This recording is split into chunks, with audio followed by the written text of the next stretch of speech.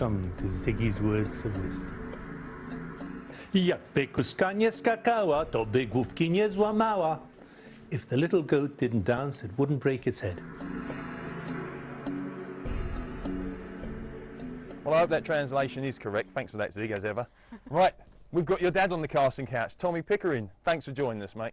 Pleasure to be here, mate. Have you been getting much fishing done?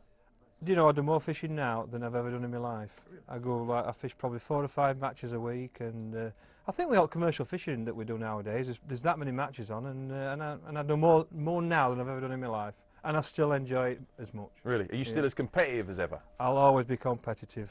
In fact, if I'm never competitive, just put me in a coffin and put the nails on and put me down. Really? Because I'm ultra competitive. At most things that I do, but fishing, the will to win is still there, yeah, and so it always will be. Do you ever go out just, without the keep net, just to, practice maybe, I don't know, a technique or something, just for a good, fun day on the bank? No, I don't, unless I'm coaching. Right, okay. But what I do sometimes, I'm a big believer, because I'm a match angler, that sometimes you've got to practice in matches. And because I go quite a lot, I do me practicing the matches, and I might even trying to win a match up to practice things for a bigger match that's coming later on. But when you're pleasure fishing, you tend to catch on anything that you do, so you don't always get a true idea of what's going off.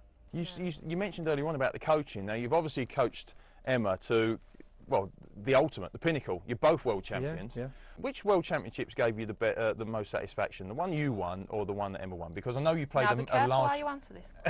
Very simple. You played a big part in both. Very, very simple. Always, seeing your kids do something and achieve something at the highest level is the ultimate in life, as far as I'm concerned. I mean, when I won it in 1989, and when I told Emma, I told her, when you've won it, you don't realise what it means. Now I've got to 54-year-old, I really appreciate my World Championship 20 years ago. But to see one of your kids get on that podium and have a gold medal put around the neck is the ultimate in life. It was just awesome.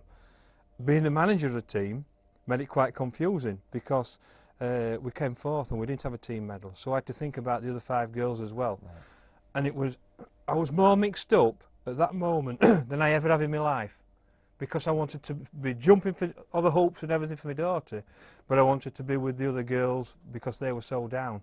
It was really, it was a very strange sensation, but since I've come back and you think about it, then watching one of your kids be world champion, like I said, is the ultimate. It took about 6 months for it to settle in for me. Really? I got home. It's a weird one, really because strange. I've always brought it up to be a team angler. Yeah. And we are team people. We always put the team first. If you think about the anglers that are actually competing in the Absolutely. World Championships, there's an awful lot, hundreds. Yeah. Maybe I'm not sure how many hundreds, but there's a lot. And then how many anglers that are, that are actually fishing around the world? I mean, that's the cream of the crop. And you guys, unbelievable. Well, when you think about it, fishing's the biggest participant sport in the world. We are just a segment of that, and there's lots of segments in angling. We're just a segment, but we're match anglers, and to reach the top in your country, just to get in the team, as you well know from your sports. Phenomenal. It's a fantastic achievement. Now I'm in charge of the best 6 anglers in the country, and when it comes to March or April, when they get the phone call, they're sat looking at the phone waiting for me to ring to say you're in or you're not. It's not nice waiting. And one of the things I always tell the girls, you don't want the first phone call, because I have a policy what I do. If I leave somebody out, the first phone call is to that person to tell them I'm not taking them. So they know from the horse's mouth they've not had it second hand or anything like that. So you don't really want the first phone call unless I haven't changed the team.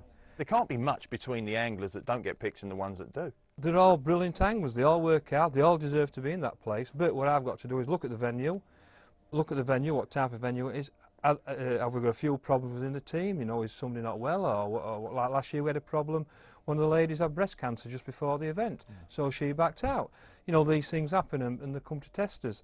But it's a very difficult decision selecting anybody. Yeah. But I always say, if you're in charge, you have got to stand up and you have got to make strong decisions that some people don't like. And it's just a fact of life. So the girls on the squad, do they all have different strengths? Absolutely. Right, okay. Yeah, so everybody's got different strengths, in my opinion. Some have got all-round strengths, right, but some are stronger on rivers, some are stronger on still water, some are better on bloodworm and joker. So I had to look at the venue. This year, as an example, it's in Italy.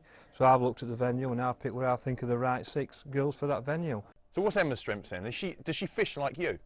No, Emma's a bit different. I was brought up in a different era. My strengths are probably, I don't think about strengths. I like to think I'm an all-rounder, but my best results have always been rod and reel. Right. Because in my era there were no poles. Pole fishing has come into it now, and Emma was brought up with pole fishing. But Emma was brought up with her granddad, Jack Purchase, and he took her as a youngster. And then when she got to about 10-year-old, I realised that we'd got a big potential on her hands, and what I needed to do is not get her away from Jack, still had to go fishing with Jack, but me take over a little bit and bring her up for World Championship type fishing, because I could see straight away, and I could see one or two little pleasure anglers' habits she was getting into, that I had to change, and I couldn't let her go any forward. Did you know from an early age that your dad saw the spark, you know, the potential world champion? No, because he's always brought me up to be level-headed, and he basically brought me up to do everything myself as well. Whereas I used to find that really difficult, because you get all the other parents while you're on the world champs helping the kids and everything, and there was just me sat there on my own, doing it on my own. And so she thought I was a rotten and I dad. thought, God, what a nasty dad you are, but I understand now the reason why he did it. And the reason why it was done, and I would always help her when I knew she was top side of everything, because in the World Championships, you're on your own. Yeah. You've got to be able to prepare and do everything right. And if you can do it on your own, I don't have a problem helping. But she had to learn from an early age, and she probably hated me at that time for doing it, but she sees the benefit of that now. But going back to her strength, the main strength is on fish, catching fish quickly. She's the smoothest angler in the world. I've learned to, because I was learnt by Dennis White, that when you go out with a fish, there's no point, with your float, there's no point coming back without a fish. So when you get a bite, make sure a split second longer and make sure that fish is on, and come back with a fish every cast. That's what she's best at. Last year in Hungary was a perfect venue for her. She's good at most things, but that is a top strength, where if you catch 200 fish in 3 hours, she doesn't miss a bite, she comes back with fish every time. We've learned her how to catch the fish, hook, and do everything quickly, so there's no messing about, and that is her strength. And if she goes on venues where it's fairly even all the way through, and there's lots and lots of fish, she'll take some beating at any World Championship. You coached Emma from a young age, and you saw the spark. You do a lot of coaching with kids nowadays as well. How did that come about? Is that just a passion of yours? I love coaching. I don't know what it is, but I think everybody's got something in them that, as a person. And from an early age, I always wanted to fish for England was the first thing. And when I got in the England team, I always thought that I'd fish for England until I were either too old, retired or whatever. Then I would become the manager, and I'd coach the men's team. So I've tried to do other things, and I always feel as though I've got to give something back to the sport that's been good to me, Which is honourable. And I've tried to do different things over the years, and I've just started a coaching school in Doncaster at Lindholm Lakes, and we started the other day, and we had a good turnout, and it's going to get worse and worse with the numbers. It's going to drive us nuts. Worse for you, better for the sport. Yeah. But I just like coaching. I've just been to South Africa. I've had 2 weeks in South Africa, and I'd like coaching if I spent 2 weeks out in South Africa for it as well. I spent 4 weeks. But oh really? They are. Oh. But I went out there got to do it. because they want to be coached. Right. They're a nation that need coaching. I went out there, and hopefully I've set the seeds for the future South African, because fishing in South Africa is massive. How important is coaching for the future? Oh, it's everything. Coaching's everything. Yeah. Not just future.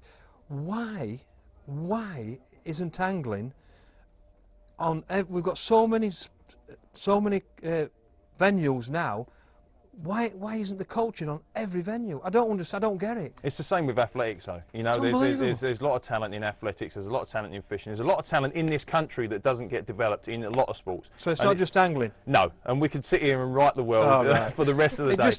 I don't understand it. We could get so many people off the street corners and away from the drug abuse and stuff like that. Exactly. Just take them fishing. Let that be the drug. Exactly. We could cure it overnight. Fishing, athletics, sport in general is a medication. But I'll tell you what, today has been fantastic. I used to read your articles in The Art of Fishing when I was a kid, because I grew up. Wow, I grew up. Got a good memory. Yeah, well, it was a long time ago. And if you're coaching the rest of the world in fishing, then it's going to make it harder for these girls, because I know you're a superstar in the match angling. Tommy, thanks for spending time with us. My pleasure. I know you're a busy man.